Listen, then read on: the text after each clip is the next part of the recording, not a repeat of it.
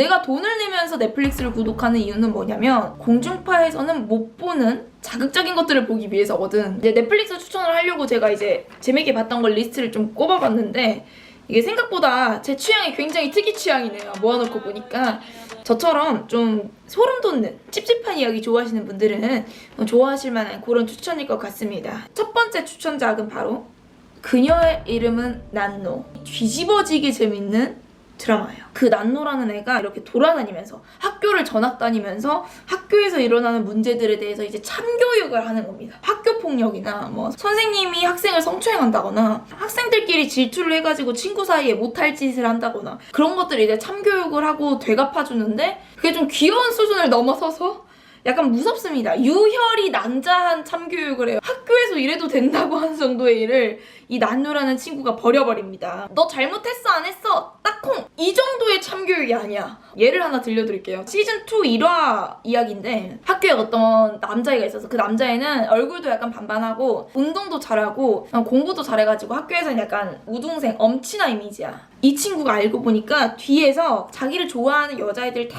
꼬셔가지고 이제 원치 않는 어떤 성관계를 맺은 거죠. 그래서 그 친구를 좋아하는 여자애들은 마음도 아프고 몸도 아픈 거야. 근데 이 난노라는 애가 딱 등장을 해가지고 이 남자를 딱 꼬십니다.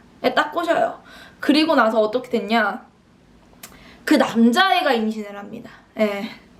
요런 식으로 참교육을 해요. 그러니까 되게 인간의 영역을 넘어선 뭔가 신적인 영역에서 이루어지는 거야, 참교육이.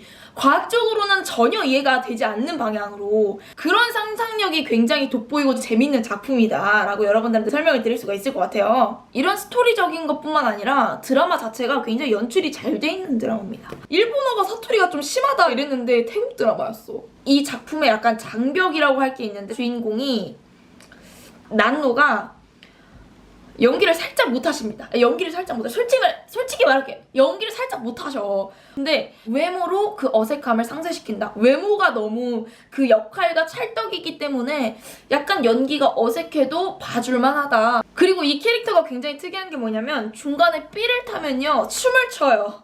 근데 그 춤이 태국 전통춤인 것 같아. 막 이렇게 막 추거든요. 이렇게. 예. 근데 그게 솔직히 좀 처음엔 웃겼습니다. 웃겼는데 나중에 보니까 약간 기괴한 분위기를 내려고 일부러 그런 춤을 넣은 것 같더라고요. 시즌 1, 시즌 2 나눠져 있거든요. 근데 시즌 1이 훨씬 재밌어요. 시즌 1 같은 경우에는 제작자가 막 신이 나서 자신이 그동안 갖고 있었던 만들고 싶었던 드라마를 만든 느낌인데 시즌2부터는 약간 자본에 굴복해서 만든 느낌이야. 뭔가 억지로 막 이야기를 이끌어가고 막 새로운 요소 투입하고 약간 이런 느낌이야. 시즌2도 뭐 보려면 재밌지만은 시즌1이 훨씬 재밌고 덜 잔인해서 보기가 여러분들이 편하실 거예요.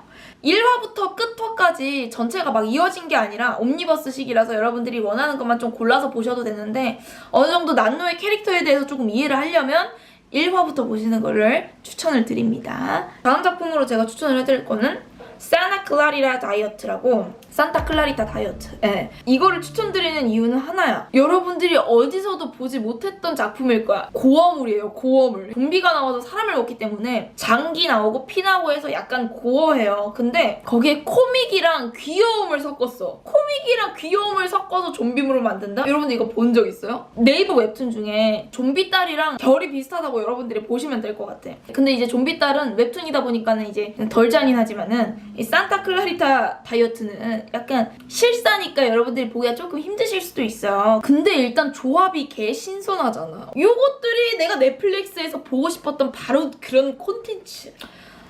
이 드라마 내에서는 그 인육을 먹는 좀비를 좀비라고 부르지 않아요. 언데드라고 부릅니다. 언데드. 죽지 않은. 왜? 좀비는 약간 이제 자아가 없잖아. 고기 내놔 이러면서 막 돌아다니잖아요. 근데 여기에서 나오는 그 언데드란 존재는 멀쩡해요. 외양도 그냥 사람이고 말하는 것도 그냥 사람이고 생각하는 것도 전부 다 그냥 사람이야. 그냥 사람인데 심장이 뛰지 않고 생육을 먹고 싶어 할 뿐이야. 어떤 부부가 있었습니다. 그 부부는 부동산 업체에서 둘 다 일을 해요. 약간 파트너로. 그래가지고 그 부부가 손님한테 막 집을 보여주면서 어머 여기 너무 좋죠. 여기 완전 남향이고 볕이 너무 많이 든답니다. 애지랑 뛰어놀기가 딱 좋아요. 이러면서 집 소개를 하고 있는데 갑자기 그 부부 중에 셸라 아내가 구역질 토를 해요.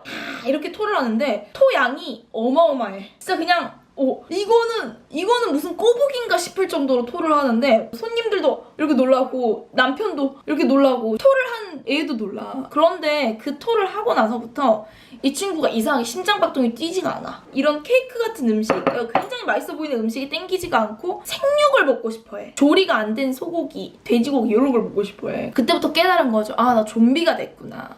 나 언데드가 됐구나. 어쨌든 쉘러도 먹고 살아야 될 거 아니야. 근데 먹고 살아야 되는데 무턱대고 사람을 잡아먹을 수는 없잖아. 그래가지고 가족끼리 회의한 결과 어떻게 됐냐면 그냥 선량한 시민을 잡아먹긴 조금 그렇고 범죄자를 한번 노려보자. 네, 이렇게 됩니다. 그래가지고 굉장히 죄질이 좋지 않은 범죄자들을 이렇게 옴뇸뇸 하기 시작하는데 범죄자라고 해서 이렇게 살인이 정당화되는 건 아니잖아. 그래가지고 약간 그런 일들이 일어나면서 펼쳐지는 이야기입니다. 그리고 이게 좀 약간 깜놀 장면이 많아요. 셀라가 자신의 욕구를 참다가 못 참을 때 사람을 공격하기 때문에 약간 깜짝 놀라게 되는 장면들이 조금 있는데, 예를 들면 유부녀인 쉘라를 꼬시려고 하는 못된 불륜남이 있습니다. 그 불륜남이 쉘라에게 막 이렇게 추근덕추근덕 대면서 우리 한번 뽀뽀나 한번 갈길까? 이러면서 쉘라를 이렇게 딱 잡아요. 잡는데 쉘라가 그때 이렇게 물어버리면서 이제 무는 게 아니라 이제 먹어버린 거지. 갑작스러운 순간에 잔인한 장면이 좀 빠꾸가 없어. 그래서 저도 약간 좀 긴장하면서 봐야 되는 드라마긴 한데 신선한 조합의 드라마가 많이 나왔으면 하는 생각으로 여러분들한테 추천드려요. 여러분들 이거 보시는 분들 중에 미래의 드라마 PD 있을 거 아니에요. 미래의 드라마 작가 있고.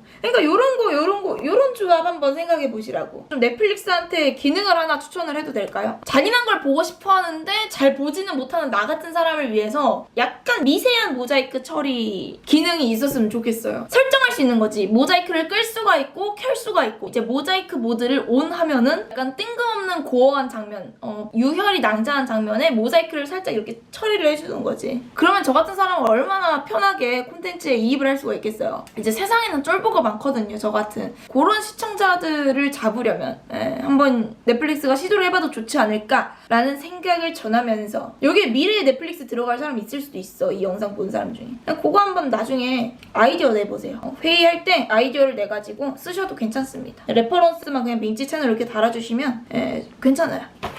자, 다음 콘텐츠를 추천해드릴게요. 제가 예전에 넷플릭스 콘텐츠를 친추천을 할 때 블랙미러를 소개해드렸잖아요. 이제 블랙미러는 많은 분들이 알아. 블랙미러랑 결이 비슷한데 조금 더 순한 맛인 친구가 있다. 그건 바로 오싹한 이야기. 빠밤. 오싹한 이야기라고 하는 옴니버스식의 드라마가 있거든요. 천불이 아닙니다. 15세입니다. 15세. 우리 꼬꼬마 아이들이 봤을 때 굉장히 교훈적인 이야기들이 많다. 뭐 예를 들면은 스마트폰을 멀리하고 친구와의 시간을 소중히 하세요 라거나 거짓말을 치지 마세요 라거나 EBS에서 틀어도 굉장히 손색이 없을 만한 정도의 교훈을 주고 있다. 일단 컨셉 자체는 어떤 컨셉이냐면 이제 가면 쓴 남자아이가 나와가지고 이야기 보따리를 하나씩 풀어놓는 그런 설정이야. 그 에피소드 중에 도움이 필요할 때라고 하는 에피소드가 있어요. 이게 우리나라의 인공지능 그 기가시니가 있잖아. 그래서 기가시니 에스파이 블랙맘바 틀어줘 그러면은 블랙맘바 딱 틀어주잖아요. 이 에피소드에 나오는 집에서도 이 기가시니를 쓰고 있었던 거야. 이 기가시니는 극도로 연결된 사물 인터넷이랑 이제 결합이 돼가지고 기가시니 창문 닫아 그러면 창문 닫고 기가시니 숙제 풀어줘 그러면 숙제도 해주는 애예요. 그래서 그 기가시니 가족 중에 그 남매가 이 기가지니를 겁나 시켜먹어. 부려먹어 완전. 그냥 노예 취급해. 이 남매가 너무나도 자기를 부려먹으니까 기가지니가 개빡친 거지. 기가지니는 그 마음속에 빡침을 품고 있었던 거야. 기계임에도 불구하고. 어느 날은 그 남매의 부모님께서 집에 들어오지 않는 날이었어.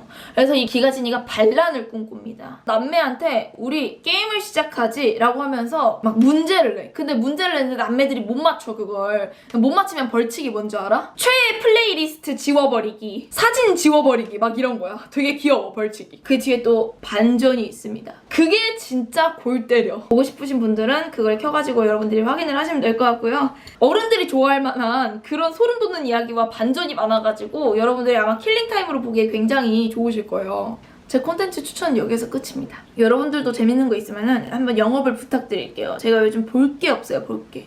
민지가 이룰 수 있는 가장 작은 기적, 민기적. 여러분이 이룰 수 있는 가장 작은 기적, 민구독. 오늘도 제 영상 봐주셔서 너무 감사하고요. 다음에 또 유용하거나 유용하지 않은 영상으로 돌아올게요. 민밤의 민빠롱 안녕.